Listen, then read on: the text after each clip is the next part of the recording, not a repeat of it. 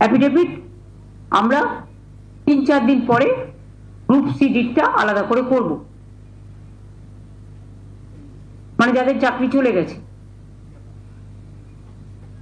আর বাদ বাকিটা আমার মনে হয় রিভিউয়ের জন্য আমাদের অপেক্ষা করা উচিত। এখনই কথা বলা উচিত না আমরা পরীক্ষা দেব না, দিচ্ছি না, দিতে পারবো না, তাহলে তো চাকরিটাই থাকবে না। এটা তো আমাদের অর্ডার নয়, এটা সরকারের অর্ডার নয়, এটা আমাদের কিছু উদ্দেশ্য প্রণোদিতভাবে কিছু স্বার্থপর মানুষ গভর্নমেন্ট কোর্টে গিয়ে এটা ক্যান্সেল করেনি লিস্ট, তারা লিস্টটা বাতিল করেছেন তাদের নিজেদের স্বার্থে। আজকে তারা আবার বন্ধু হয়ে ঢোকবার চেষ্টা করছে। আমি শিক্ষার্থীদের বলবো, শিক্ষক শিক্ষিকা গ্রুপ সিডি যারা আছেন আমার কাছে সবাই সমান। সুপ্রিম কোর্টের আদেশ অনুযায়ী আপনারা প্লিজ অপশন 2টাকেও কাজে লাগান, অপশন 1টাকেও কাজে লাগান। অপশন 1 যদি হাত থেকে বেরিয়ে যায়, তারপরে যদি অপশন 2 রিভিউ করে আমরা যদি বিচার না পাই, তাহলে কিন্তু আপনাদের আর সুযোগ থাকবে না চাকরিটা ফিরে পাওয়ার। আমরা চাই আপনারা চাকরি ফিরে পান।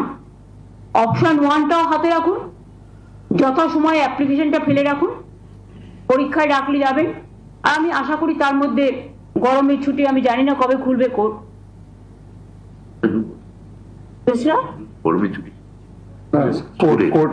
হাইকোর্ট সুপ্রিম কোর্টে কবে খুলবে আমি জানি না ঠিক। সুপ্রিম কোর্টে গরমের ছুটিটা শেষ হওয়ার পরেই আমরা রিভিউ পিটিশনটা নিয়ে আবার রেজ করব, এবং তার জন্য অনেকটা টাইমও রাখা হয়েছে যাতে আমরা একটা সুযোগ নিতে পারি। চেষ্টা করবো অন্তত কথা বলার। আমাদের আইনজীবীরা তারা সাধ্যমতো লড়বেন, কিন্তু বিচার তো আমার হাতে নেই, বিচারের দায়িত্ব বিচারপতিদের হাতে। সুতরাং আমরা মানবিকভাবে তুলে ধরব যাতে তাদের লিস্টটা বাতিল করা না হয় এবং তারা যেন চাকরিতে সুযোগ পায়। যেটা করে যাচ্ছে সেটা থেকে যেন বিরত না হয়। আর যদি সেটা নাও হয়, তা সত্ত্বেও আমি বলছি আপনারা স্কুলে যাচ্ছেন যান, ডিসেম্বর পর্যন্ত তো অলরেডি সুপ্রিম কোর্ট বলেই দিয়েছে মাইনে পাবেন। আর তার মধ্যে আপনারা পরীক্ষাটায় বসুন, আপনাদের এজ রিল্যাক্সেশনও করা হচ্ছে, এক্সপিরিয়েন্স ব্যাপারটাও দেখা হচ্ছে। সুতরাং আমি আশা করি আপনারা যথাযথ জায়গায় ফিরে আসার জন্য মর্যাদা সহকারে সসম্মানে নিজেদেরটা রক্ষা করুন। নিশ্চয়ই সুযোগ আসবে, সুযোগটা সদ্ব্যবহার করুন। আমার এইটুকু অনুরোধ থাকে। এটা আমি বাধ্য হয়ে করতে বললাম, কারণ কোর্টের অর্ডার আমি যদি না মানি তাহলে 26,000 টিচারদের যাদের কেস কোর্টে পড়ে আছে, বাতিল করে দিয়েছে যে লিস্ট, তাতে তারা বিপদে যাতে না পড়েন সেই জন্যই আমাদের অপশন 1 অপশন 2 রাখতে হয়েছে। অপশন 1 এটা কোর্টের ভার্ডিক্ট অনুযায়ী, অপশন 2 আমরা আবার রিভিউ করেছি। আমরা চেষ্টা করব যাতে ওদের না বসতে হয়, যাতে ওদের এগোতে না হয় সেটা। কিন্তু আমাদের কথাই তো শেষ কথা নয়, আমরা হয়তো একটা চাইছি, ওরা না চাইতেও পারেন। সেক্ষেত্রে আমরা আমাদের সাধ্যমতো চেষ্টা করে যাব। আর তাতেও যদি না হয় অপশন 1-এ যান। ভয় পাচ্ছেন কেন? চাকরি তো করছেন, করে যান না। বাদ বাকি তো সবকিছু আমার পক্ষে বলা সম্ভব নয়, আমাকে আইন মেনেই করতে হবে। কারো 40 বছর পেরিয়ে গেছে, 40 বছর পর্যন্ত চাকরির বয়স, কারো 35 বছর পর্যন্ত চাকরির বয়স। সুতরাং they will get the opportunity. 40 পর্যন্ত মনে হয় এজ আছে, হ্যাঁ 40 পর্যন্ত। যাদের ইভেন 40 পেরিয়েও গেছে তাদেরটাও এজ রিল্যাক্সেশন করা হয়। এটা সুপ্রিম কোর্টের জাজমেন্টেই এক জায়গায় আছে। প্লাস এতদিন কাজ করেছেন, জীবনের যে অভিজ্ঞতা, সেটাও আপনার একটা প্লাস পয়েন্ট থাকে। এইটুকু আমার বলার ছিল। আমি আপনাদের আবেদন করব যে এইটা নিয়ে প্লিজ দয়া করে কেউ টিআর পিরিয়ড বাড়াবার জন্য আমার মুখের কথা ডিস্টার্ব করবেন না। কারণ এটা কিন্তু আমাদের কোর্টকেও প্লেস করতে হবে যে আমরা নোটিফিকেশন করবার আগে প্রেস মিডিয়াকে কনফিডেন্সে নিয়ে এই কথাগুলো বলেছি, এবং তারপরেই আমরা কিন্তু নোটিফিকেশনটা করব। আপনাদের আগে জানালাম, তারপরে আমরা করব। আজকে দেখুন 27 তারিখ হয়ে গেল, তো আমাদেরও তো নোটিফিকেশন করবার জন্য লয়ারদের কনসাল্ট করে, ডিপার্টমেন্টকে কনসাল্ট করে আমাদের কাজটা করতে হবে। সেই জন্য 2 দিন আমরা হাতে রেখেছি। আর তো আমাদের টাইম নেই। কিন্তু রিভিউ পিটিশনটা আমরা স্ট্রংলি লড়বো, এটা আপনাদের আমি বলতে পারি। এটাই আজকে বলার ছিল, যাতে সবাই জানতে পারে।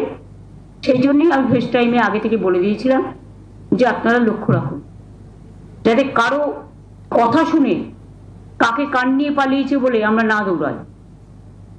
নিজের কানে শুনে নিজস্বভাবে চাকরিটাকে বজায় রাখার জন্য যা যা করার করুন।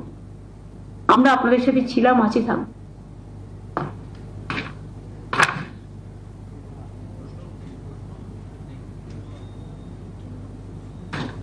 যাদের যোগ্যতা আছে তারা প্রত্যেকে অ্যাপ্লাই করতে পারবে। আমাদের ইন্টেনশন হচ্ছে তাই, যাদের রিকুইজিট কোয়ালিফিকেশন আছে ফর সেট পোস্ট, যে পোস্ট মানে অ্যাডভার্টাইজ করা হবে। Age relaxation will be given to the candidates in terms of the order of the Honorable Supreme Court. The new recruitment rules is ready, both for teaching and non-teaching post. An advertisement have been drafted and have been examined by the law department and legal team. সেটা আমরা আরেকটু যাচাই করে নেওয়ার জন্য 2 দিন হাতে time নিচ্ছি। এই পর্যন্ত আমার বলার ছিল, আমি এটুকুই বললাম। আশা করি এটা নিয়ে 26,000 টিচারদের ব্যাপার আছে, জলঘোলা করবেন না কেউ। টিচারদের আমি ত্রিপুরাতেও দেখেছি 10,000 টিচার ছাঁটাই হয়ে যাওয়ার পরে প্রতিশ্রুতি দেওয়া সত্ত্বেও বর্তমান সরকার সেখানে যারা আছেন করেন তো নি, উপরন্ত লাঠি মেরেছেন, মাথা ফাটিয়ে দিয়েছেন সবাইকে। ইউপিতেও 69,000 টিচারের চাকরি চলে গেছে, এমনকি আরো অনেক রাজ্যে প্যানেল ক্যান্সেল হয়ে গেছে। আপনারা মধ্যপ্রদেশে দেখেছেন ভ্যাপাম কেস নিয়ে কি হয়েছে, কত জন মারা গেছে, আজ পর্যন্ত মানুষ বিচার পায়নি। কিন্তু আমরা বিচারের বাণী যাতে নীরবে নিভৃতে না কাঁদে, কবিগুরু রবীন্দ্রনাথ ঠাকুরের কোটেশন অনুযায়ী আমরা চাই বিচারের সাথে, মর্যাদার সাথে, সসম্মানের সাথে আপনারা কাজটা করুন, যাতে সমাজ উপকৃত হতে পারে।